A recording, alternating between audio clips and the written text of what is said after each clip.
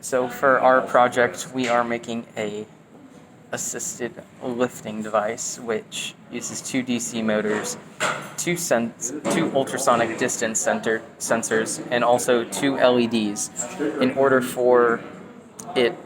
So basically, what it does is it senses the distance of each side of the bar, and then if they are equal to each other, then the LEDs will glow. And we use the ultrasonic distance sensor to compare the two distances from the bottom. And then if the distance is less than 2 inches, it'll activate the DC motors and pull the bar back up. So here is. So Oh, right here, you have your bread box, your motherboard, and two sensors, along with a bunch of cords.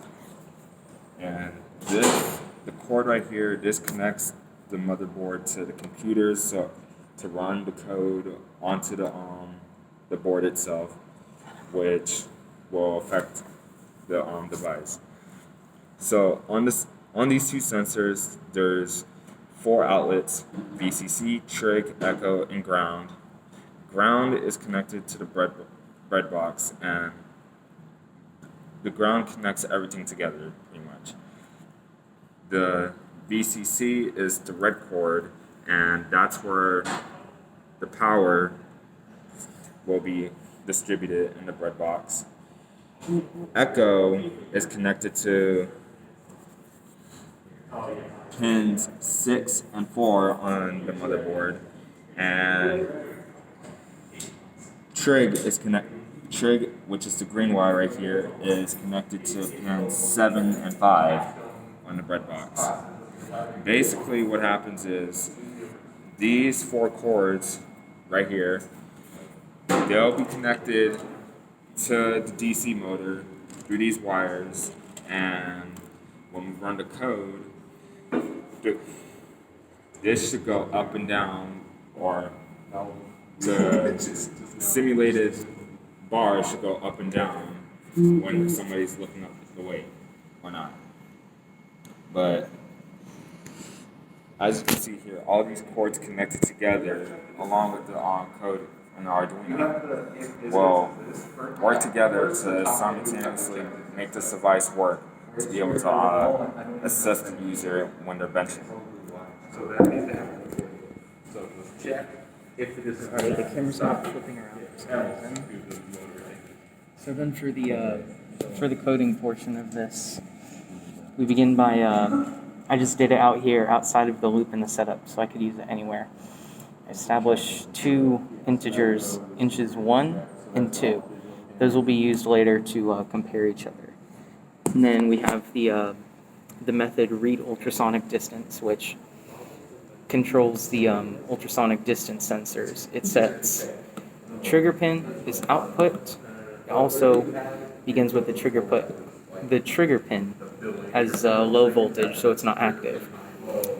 Delays 100 microseconds. Then it sets the trigger pin to high, and then delays 100 microseconds again. Then after that, it writes the trigger pin as low, so it's like outputting, the distance that they're sensing. And for the input, it's coming from the echo pin. And then at the end, we just return, the echo pin on high voltage, so it's active. Then in the setup, of course, we have serial.begin 9600. Then in this section, we set pin 11, 12, 3, and 2 as output. Pin 11 and 12, I believe, are connected to the motors, and then pin 3 and 2 are in turn connected to the LEDs. Then within the loop, in these two, we set inches to read the ultrasonic distance between the two pins that they're attached to, respectively trigger pin and echo pin. Then we multiply that by this number to convert it into inches. And then if you would look at the monitor, it would display this. the amount of inches read by the first ultrasonic distance sensor and give it, give it some space. And then it also prints out the second distance of the second ultrasonic distance sensor. And then the main part is right over here. So the first condition we have is if the two distances are the same. And if that is the case, then it would run high voltage to pin 3 and 2, which again are the LEDs. So it turns them on if they are the same distance.